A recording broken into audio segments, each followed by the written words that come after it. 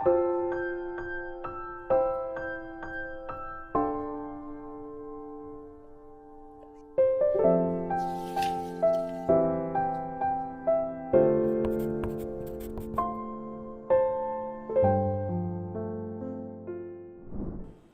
20일) 하이라이트 여호수아 4장에서 6장입니다. 여호수아 4장.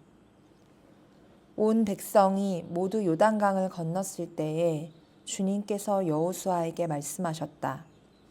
너는 백성 가운데서 각 지파마다 한 사람씩 12사람을 뽑아서 세워라.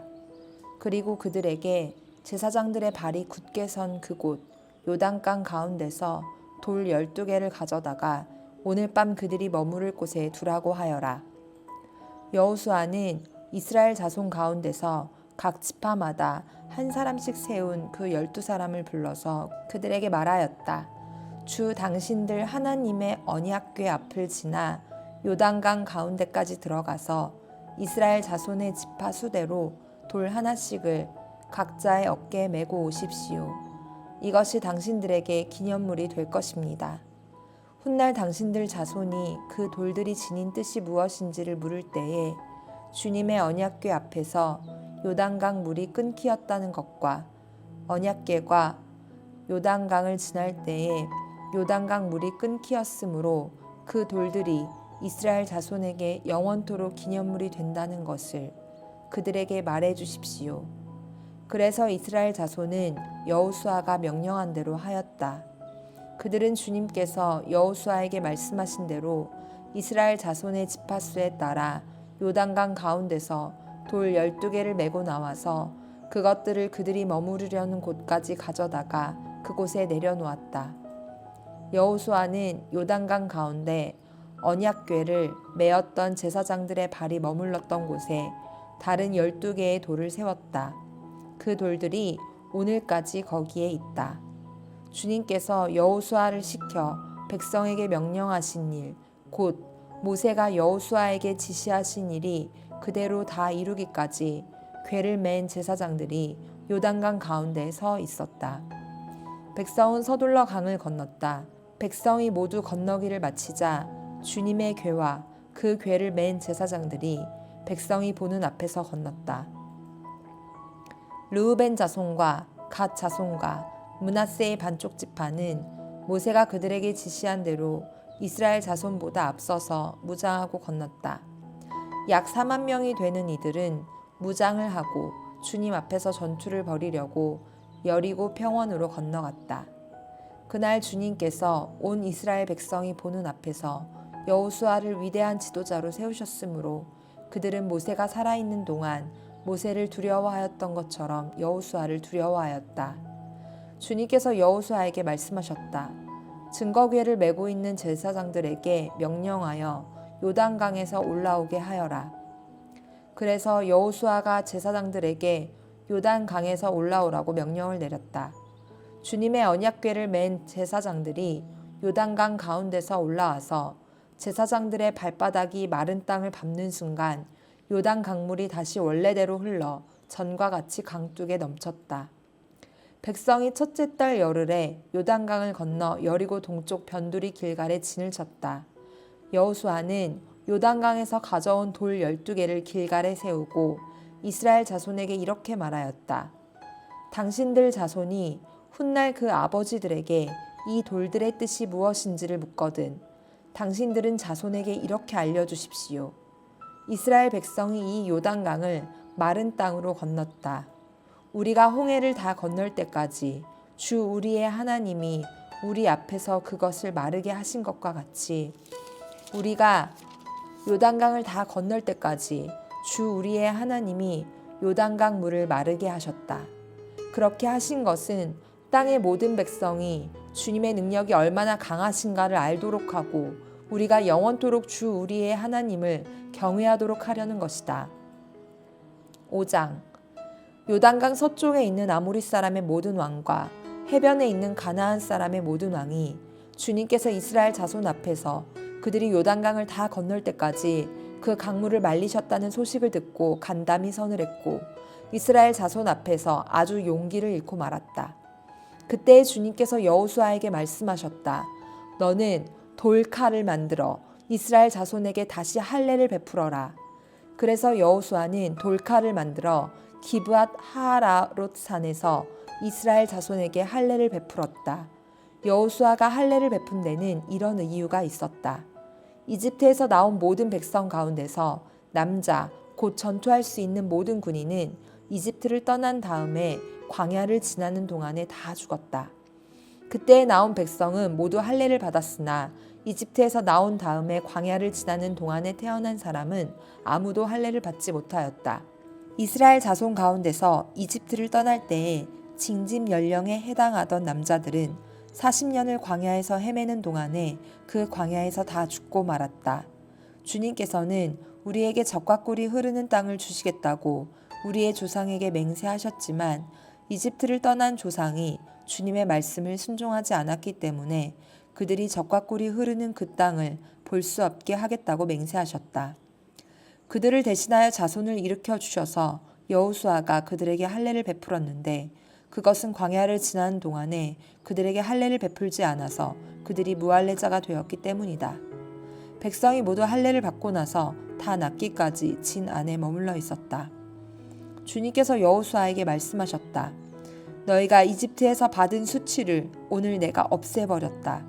그리하여 그곳 이름을 오늘까지 길갈이라고 한다. 이스라엘 자손은 길갈에서 진을 치고 그달 열 나흔 날 저녁에 여리고 근방 평야에서 유월절을 지켰다. 유월절 다음 날 그들은 그 땅의 소출을 먹었다. 바로 그날에 그들은 누룩을 넣지 않은 빵과 볶은 곡식을 먹었다. 그 땅의 소출을 먹은 다음 날부터 만나가 그쳐서 이스라엘 자손은 더 이상 만나를 얻지 못하였다. 그들은 그 해에 가나안 땅에서 나는 것을 먹었다. 여호수아가 여리고에 가까이 갔을 때에 눈을 들어서 보니 어떤 사람이 손에 칼을 빼들고 자기 앞에 서 있었다. 여호수아가 그에게 다가가서 물었다. 너는 우리 편이냐? 우리의 원수 편이냐? 그가 대답하였다. 아니다. 나는 주님의 군 사령관으로 여기에 왔다. 그러자 여호수아는 얼굴을 땅에 대고 절을 한 다음에 그에게 물었다. 사령관님께서 이 부하에게 무슨 말씀을 하시렵니까? 주님의 군대 사령관이 여호수아에게 말하였다. 내가 서 있는 곳은 거룩한 곳이니 너의 발에서 신을 벗어라. 여호수아가 그대로 하였다. 여호수아 6장. 여리고 성은 이스라엘 자손을 막으려고 굳게 닫혀 있었고 출입하는 사람이 없었다. 주님께서 여호수아에게 말씀하셨다. 내가 여리고와 그 왕과 용사들을 너희 손에 붙인다. 너희 가운데서 전투를 할 수 있는 모든 사람은 엿새 동안 그 성 주위를 날마다 한 번씩 돌아라. 제사장 7명을 순양 뿔 나팔 7개를 들고 교회 앞에서 걷게 하여라. 일회째 되는 날에 너희는 제사장들이 나팔을 부는 동안 성을 7번 돌아라. 제사장들이 순양 뿔 나팔을 한 번 길게 불면 백성은 그 나팔 소리를 듣고 모두 큰 함성을 질러라.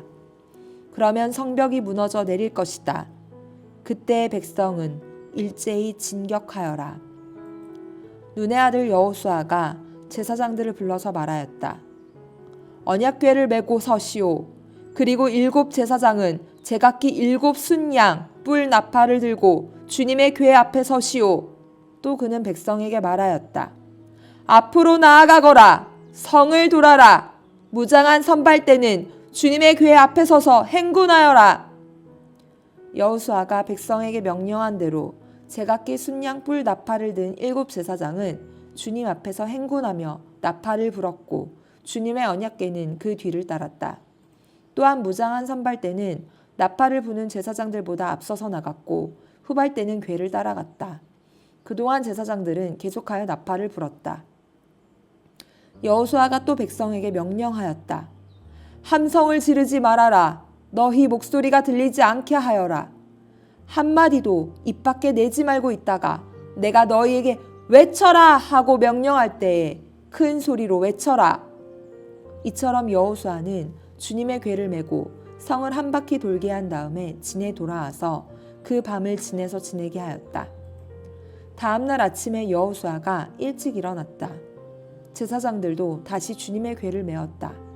제각기 순양불 나팔을 든 7 제사장은 주님의 궤 앞에 서서 계속 행군하며 나팔을 불었고 무장한 선발대는 그들보다 앞서서 나아갔으며 후발대는 주님의 궤를 뒤따랐다. 그동안 제사장들은 계속하여 나팔을 불었다. 이튿날도 그들은 그 성을 한 바퀴 돌고 진으로 돌아왔다. 그들은 엿새 동안 이렇게 하였다. 드디어 이렛날이 되었다. 그들은 새벽 동이 트자 일찍 일어나서 전과 같이 성을 돌았는데 이 날만은 7번을 돌았다. 7번째가 되어서 제사장들이 나팔을 불 때에 여호수아가 백성에게 이렇게 명령하였다. 큰 소리로 외쳐라. 주님께서 너희에게 이 성을 주셨다. 이 성과 이 안에 있는 모든 것을 전멸시켜서 그것을 주님께 제물로 바쳐라. 그러나 창녀 라합과 그 여인의 집에 있는 사람은 모두 살려주어라.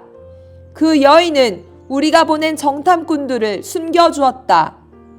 너희는 전멸시켜서 바치는 희생제물에 손을 댔다가 스스로 파멸당하는 일이 없도록 주의하여라. 너희가 전멸시켜서 바치는 그 제물을 가지면 이스라엘 지는 너희 때문에 전멸할 것이다. 모든 은이나 금, 노시나 철로 만든 그릇은 다 주님께 바칠 것이므로 거룩하게 구별하여 주님의 금고에 넣도록 하여라. 제사장들이 나팔을 불었다. 그 나팔 소리를 듣고서 백성이 일제히 큰 소리로 외치니 성벽이 무너져 내렸다. 백성이 일제히 성으로 진격하여 그 성을 점령하였다. 성 안에 있는 사람을 남자나 여자나 어른이나 아이를 가리지 않고 모두 전멸시켜서 희생 제물로 바치고 소나 양이나 나귀까지도 모조리 칼로 전멸시켜서 희생 제물로 바쳤다. 여호수아는 그 땅을 정탐하러 갔던 2 사람에게 말하였다. 그 창녀의 집으로 들어가서 너희가 맹세한 대로 그 여인과 그에게 딸린 모든 사람을 그곳에서 데리고 나오너라. 정탐하러 갔던 젊은이들이 가서 라합과 그의 아버지와 어머니와 오라버니들과 그에게 딸린 모든 사람을 데리고 나왔다. 라합의 식구들을 모두 이끌어내어 이스라엘 진 밖으로 데려다 놓았다. 그리고 그들은 그 성읍과 그 안에 있는 모든 것을 불로 태웠다. 그러나 은이나 금이나 노시나 철로 만든 그릇만은 주님의 그 집 금고에 들여놓았다. 여호수아는 창녀 라합과 그의 아버지 집과 그에게 딸린 사람을 다 살려주었다. 라합이 오늘날까지 이스라엘 백성 가운데 살고 있는데 그것은 여호수아가 여리고를 정탐하도록 보낸 사람들을 그가 숨겨주었기 때문이다. 그때 여호수아가 이렇게 맹세하였다. 이 여리고 성을 일으켜 다시 세우겠다고 하는 자는 주님 앞에서 저주를 받을 것이다. 성벽 기초를 놓는 자는 맏아들을 잃을 것이요 성문을 다는 자는 막내 아들을 잃을 것이다.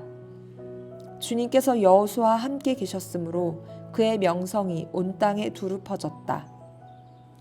아멘.